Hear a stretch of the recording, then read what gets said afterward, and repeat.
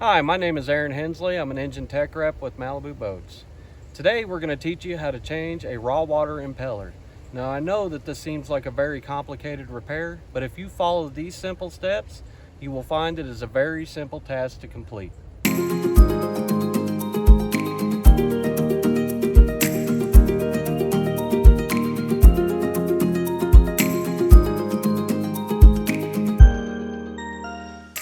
Let's start with, how do you know that you need to change your raw water impeller? Well, first we can begin with the maintenance schedule. Malibu recommends that you change your impeller every 50 hours or annually, whichever comes first. Outside of that, you might have had a failure that caused a raw water overheat on the water. I'm going to show you how to look up those diagnostic trouble codes on the screen, and that would let you know to at least look and, if needed, repair the raw water impeller. To look at the diagnostic trouble codes, you're going to start with your 7-inch Viper. If you look at the lower left hand side of the screen, you will see the cog. Press the cog. Next we're going to go to diagnostics, then we're going to go to engine alarms. On this screen it'll tell you what diagnostic trouble codes are currently active. Maybe the code is no longer active. You can go to inactive and maybe the code pops up there. Typically, when you have a raw water overheat, you will see an SPN 441 or an SPN 442. Once you have determined that you're going to change the raw water impeller, it's time to get into it. Let's get boat parts out of our way. Start by opening the hatches. You will need to remove the pizza tray, and then you will want to take off the engine cover.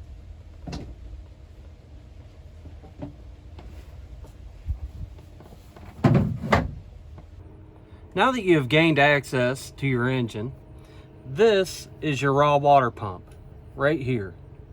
Clearly you've got some things in the way, so we're going to move your heater hose out of the way if you have that option. Your PCV hose right here, you can simply just push down.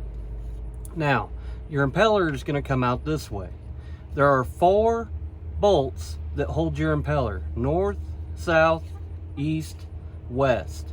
The 2 larger bolts, you're not going to be able to get your 5/16 wrench on, so you know that you don't have to touch those. Let's go ahead and remove the bolts.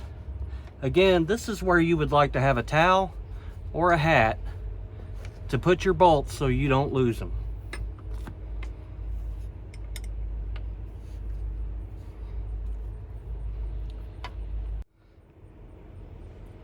Once you break it loose, you can finger loosen.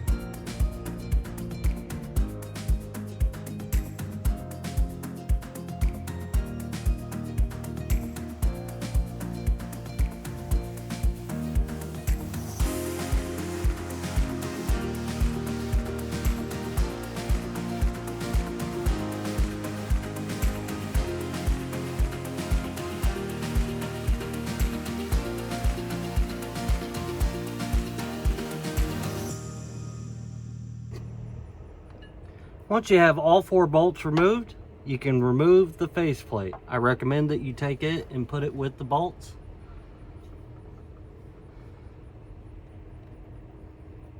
Also, please note that there is an O-ring.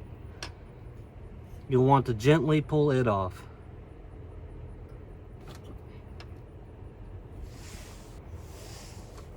Next, you will take your curved needle nose pliers. You will put them in between the fins.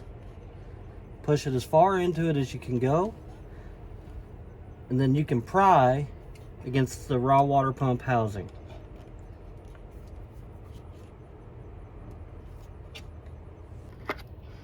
Once you get a little bit out, you're going to want to rotate it a little bit. Please make sure that you go in the same direction as the fins of the impeller is rotated. And this will give you a little bit of a different angle to start pulling from. Now typically when you're doing this repair, you're looking at about 30 minutes for an experienced technician. Don't be frustrated if it takes you a little bit longer.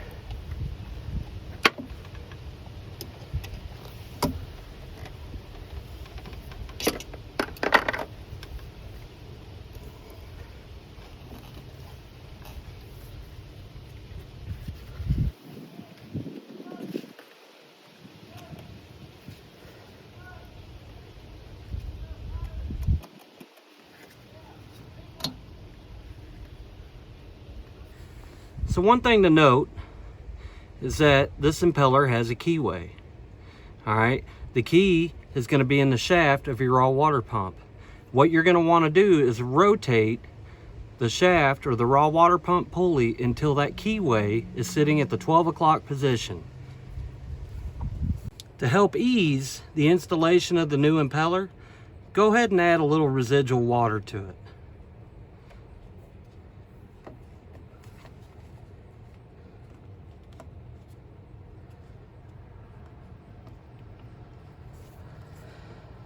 Once you get it to the mouth of the pump, you're going to want to bend the fins in the direction that they're actually going to be bent. If one is out of place, it will flip once the engine starts running.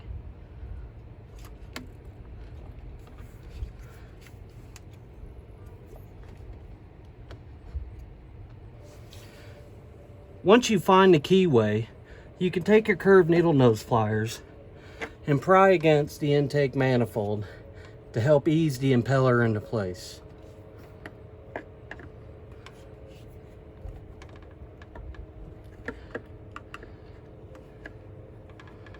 And then from there, you're just about home free. Like the impeller, take your O-ring and rub a little water on it. This will help you seat the O-ring in place without it falling out.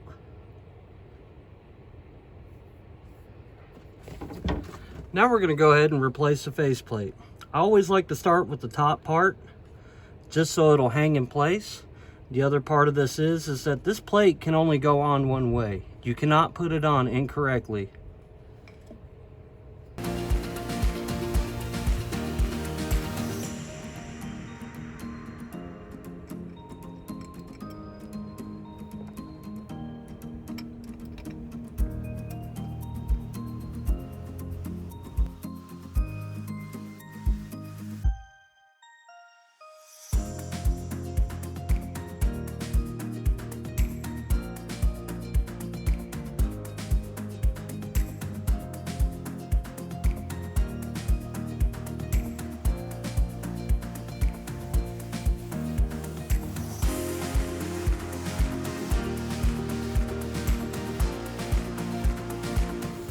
Once your faceplate's back on, we're going to go ahead and take the hoses that we moved out of the way, replace them back to where they go.